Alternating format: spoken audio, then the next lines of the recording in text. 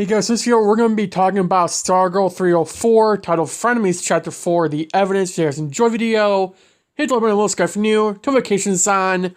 Let's get a discussion about 304.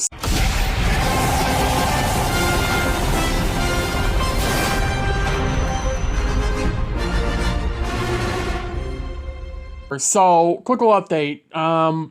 Reviews will be up around the time of on this now, which is probably 11 p.m. Central. It's late. I've had to push it back for Wednesdays. Depending on my time and how much free time I have, maybe it'll go that way to Flash too. I don't know. I will update you guys if it does. But this is what we gotta do for Stargirl reviews. It'll be around 11 p.m. Central when the video's up. But this gives you a lot of time to watch it. Well, a little bit under 24 hours. My promo breakdown will be up hopefully at 8 p.m. Central. As per usual, so yeah, that's the plan. But we finally learned, I think on some level, who the killer is, or who's at least watching the cameras, and we learned that it's Dragon King, which is interesting, because he's resumed dead. But then again, this show is really fantastic on making people resume dead, and then they come back. I mean, Jay Garrick, Sylvester, Dr. McNider. I mean, they're all resumed dead, and while they don't know Jay's back, I mean, he's alive, clearly, and Sylvester was dead, but he came back. Dr. McNider was resumed dead, he's back. I mean, all these villains from the ISA were resumed dead, or on some level disappeared, and they all came back. So it's not a full-fledged thing to say, oh yeah, he died, he can't come back. Now, speaking of Sylvester's quote-unquote death, we learned that he lived because the cosmic staff, actually, the energy sprite to him. Now, he's not like a living cosmic staff, he just has that energy in him. Like with, I think it was mentioned, Green Lantern's daughter, she is part of that ring. She is that ring. The energy that flows through the ring flows through her. It's not like that with Sylvester and the staff. It's like that because Sylvester has used the staff years, probably decades longer than anyone ever has before, even Court. So it kind of makes sense that that energy would flow through Sylvester. That same energy could be flowing through Court, but I think the thing is that we gotta be looking at here is the matter of the fact that Sylvester has been using the staff a lot longer, so it makes sense. Could that be explained why he's been gone for God knows how many years and it took this long to revive him? Yeah, I could see that. Or when Court interacted with the staff, it woke up that energy in the staff, like Sylvester said earlier in the season. And, you know, here we are. Now, I wasn't expecting that storyline to be wrapped up in 304. It just felt like next episode is finale. That's what it felt like to me. Because we learned who the killer is. On some level, we learned who it is. Or at least Dragon King is the guy watching the cameras. Which, that breathing, it makes sense if he's, you know, the same person we had in season 1. Obviously, it could be different now, but it makes sense. The super strength, I mean, Cindy had that strength. Wouldn't be surprised if Dragon King did something himself to do that. Dragon King is the most likely suspect. But then we go to the end of the episode with Cindy, and they're playing a voiceover of Beth in the early episode saying that there was a skin grab, which is how they led to Dragon King. But they're all assuming it's Dragon King because it's the most likely option. They're not looking at Cindy, because Cindy, she's not that careful. She's not. She's sloppy. She's risky. And the matter of the fact is, whether you want to admit it or not, she has been caught twice now in a serious situation. It's just too obvious. There's no way it is Cindy. If it's Cindy and they're just dragging us on a loophole, that makes no sense. It's not Grundy. That thing that attacked Sylvester and killed Gambler was not Grundy. Why would Dragon King go after Gambler and Sylvester? I don't know. But, or at least for Gambler, I mean, maybe he was blackmailing him if it is Dragon King. But why go after Sylvester? Like, now of all times, now. I mean, he had a good time to attack, obviously, because he didn't have the staff. But there's been several times where Sylvester was out in public, on his own, no one around him, without the staff. He didn't go after him then. He didn't go after Pat when he could have. He didn't go after Court when he could have. He didn't go after Yolanda, Beck, Rith. What the fuck? He didn't go after Rick or Beth or anyone else. So you can't tell me this isn't planned on some level. These aren't just random attacks. Like, this is planned on some level. It has to be. Like, none of these murder mysteries that happen are just a coincidence. All these murders with the Gambler and then trying to not... Remember, he didn't try to kill Sylvester.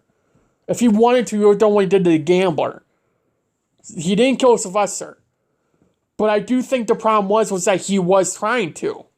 Because if you remember, the guy in the security footage room, whether it is Dragon King or not, because it very well could be, but we didn't see him.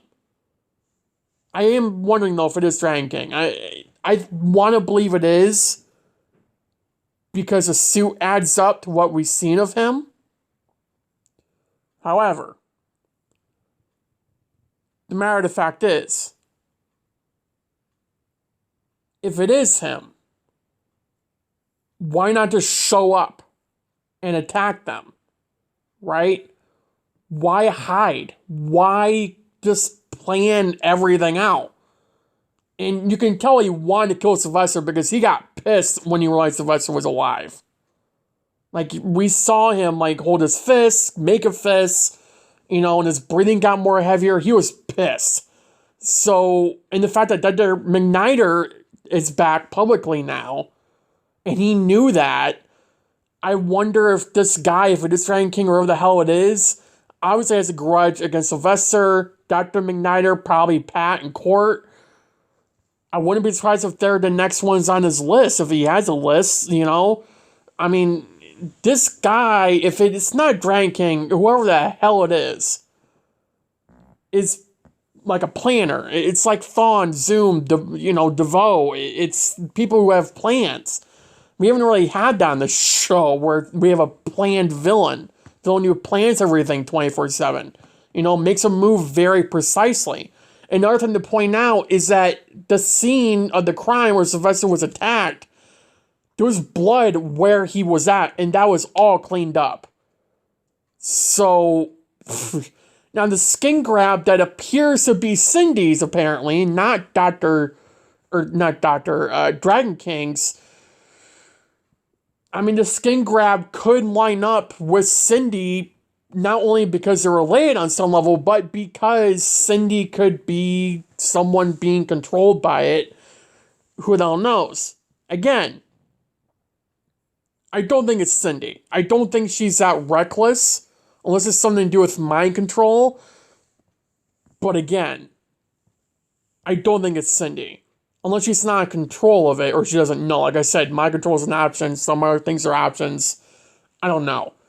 But I don't think it's more than one person. Like some people are saying. I think it's one person, that's person watching the cameras, and that one person that's going after these people. That went after Sylvester, that killed the Gambler, that's most likely going to go after Dr. McNider and Court and Pat and everyone else.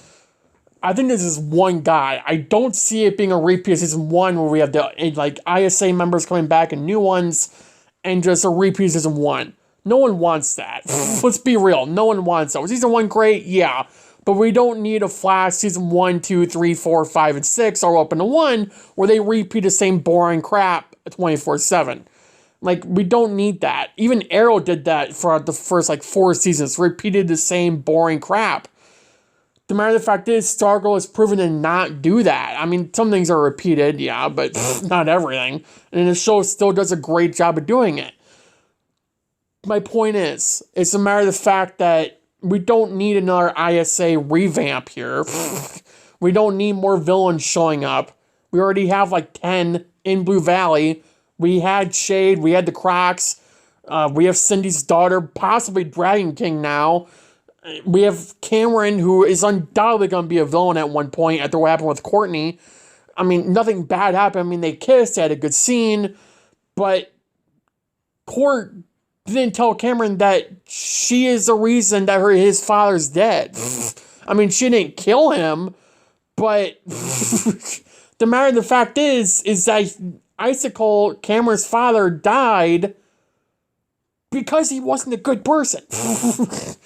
And here we are with Cameron, who believes he was a good person, which is great, but we can't say anything that he wasn't, because the second we do, Cameron's going to turn evil, and it's just going to be a whole damn thing.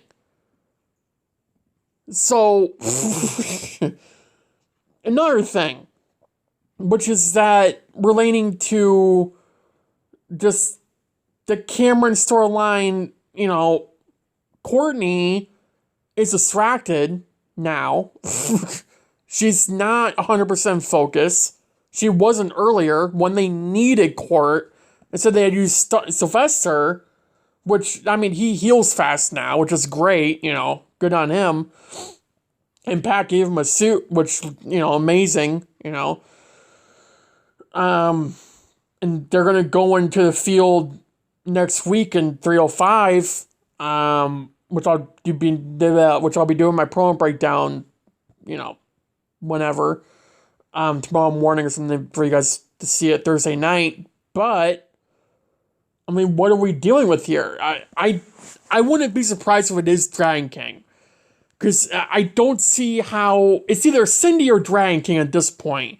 Like, Shade is again not that careless, he's not that reckless. You know, to just destroy an entire trailer to try to kill one person, and you want to show up and attack Sylvester for zero reason. Are there connections? Yes. But the matter of the fact is that Shade is not that reckless. Cindy is not that reckless either. She's not that smart to clean up the scene. She's not. The matter of the fact is that we're looking at someone who's planning this, who is smart enough to look at every single ounce of what's happened there and fix it on some level to make sure that no one finds out what the hell happened. That's the matter of the fact. Like, that's what we're dealing with. Now, another thing to point out is that Beth's mom, who was a doctor working on Sylvester, told Pat and Court that they reported the incident as a hit and run, which means the police are looking for someone now. Which is interesting, because they don't want that, nor should they. Because if this is someone powerful enough to destroy a camper, and to throw Sylvester up, I don't know, 10 stories high, give or take, probably way more, considering the cut between when Sylvester was thrown up in the air and like the 10-second scene of Pat making the suit when he landed on the ground full-fledged force. I mean, given how fast he fell and how fast he probably flew up, undoubtedly probably 8 to 10 stories, I'd say, and that's pretty damn high up. I mean, for that amount of damage, he didn't die because of the staff. He probably could have died if it wasn't for his connection to staff. It was probably how Cosmo knew that Sylvester was her. To be frank, I mean, let's be real here. But the matter of the fact is that if it is Dragon King, he already had a chance to go after all of them. So why sit there and be quiet? That makes no sense. That doesn't add up for what we know about Dragon King. Dragon King obviously coerced his daughter to do what he wants, you know. So if Cindy found out that Dragon King was alive on some level, that just stopped everything that's happening with her character. And our whole thing here is that the room they were in that where Cindy's at, it kind of had that same vibe to the camera room. So you would think, okay, either this is Cindy, or the people who are looking at the cameras are there, but Cindy doesn't know it. But they know Cindy's there. If that makes any sense. I don't know. But I do think Cindy is connected to somehow, some way. She might just not know it, or she doesn't even realize it yet. I'm leaning towards she doesn't realize it yet because she's being too cocky, and she's trying to heal herself or something because she had a shoulder injury, which I believe was from season 2, not from this. I could be wrong. I don't remember season 2 all that well, but I know we're all thinking it's probably Grundy. A lot of people were. I don't think it is. It's someone who has super strength. It looked like that person that attacked Sylvester was tall. You saw the shadow. But the thing is that growl was the same growl, roar, whatever you want to call it, breathing, that came from the same guy watching the cameras. And that guy is not Grundy. Grundy is not human size. He's not. Like, this is a big guy, like, that we're dealing with. There's no way in hell that that's Grundy. That attacked Sylvester, that killed the gambler. No way. It's way too obvious for it to be Grundy at this point. It is. We thought it'd be Shade. We thought it'd be the Cracks. Like, they're putting in these side stories to make it seem like, okay, it is, but it's actually not. Plot twist. It's not Grundy. It's not the Cracks. It's not Shade. It's most likely not Mr. Bones. It's probably not even Shade, to be honest. The two people I was expecting was Mr. Bones and Shade. But we know Mr. Bones will be wrapped up soon. So, and the murderer will be revealed later in the season, like towards the end of it. So, I don't see how, if it is Dragon King, how it can be revealed now. If anything, they should have revealed that's Mr. Bones and believed that it was. Bring him in, wrap up that story if they want to end up early, like Breck said it would be. But the matter of the fact is that whether or not she was on the truth, which I believe she was, why not go down that route? Because now we're led to believe that's Dragon King, whereas if they brought in Mr. Bones and said, oh yeah, we had dealt with Mr. Bones before, it's a similar MO, it's him, we need to go after him now. You find him, he wasn't the killer, you wrap up his story then and there. That's how I would have done it. It would have worked. I mean, it'll probably make it work no matter what, but it would have been a lot nicer to just wrap up that story. Instead, now we're left with Dragon King, Mr. Bones, and Obsidian, the 3 people that could probably do anything related to this, and Cindy, arguably, if you really want to believe that. But 3 or 4 people here that very well could have attacked Sylvester and gone to Gambler. Now, does Cindy have motive for going after Sylvester? Yeah. And the Gambler, too. Does Mr. Bones, Obsidian, probably. It's clearly not Sylvester. He wouldn't have attacked himself. He couldn't even attack himself anyways. Like, the matter of the fact is that we are dealing with one person who is not only controlling this, but I think also doing all of this. Because he's planning it. Are some things happening that he didn't want to happen? Yeah. But plans change. He knows that. So the matter of fact is that there are going to be changes throughout this villain that we're going to see throughout the season, the rest of the season, that I think will heavily influence how we see this villain. So, yeah. Overall, I think it was a very good episode. Yeah, I don't really know what to say about it, but it was, again, this felt like an episode before a finale. For that, that's not bad.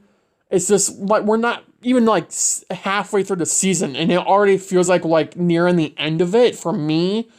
Or it was just this episode, I guess, with us learning that Dragon King possibly was a murderer. We're getting, like, Sylvester becoming Starman again. And it felt like everything was kind of being wrapped up in a sense, like with certain side stories and Cameron like coming out to Courtney with his powers. I don't know. To me, it felt like an episode before a finale. I hope that's not the case next week, but it didn't affect the episode for me at all. It just made me more interested in it, to be frank. But yeah, that's how I'm kind of viewing it now. So, again, very good episode. I did enjoy it. Let me know in the comments down below your opinions. Thank you guys for watching. Have a good day. Have a good night. Stay safe. And I'll see you in the next video. Bye, guys.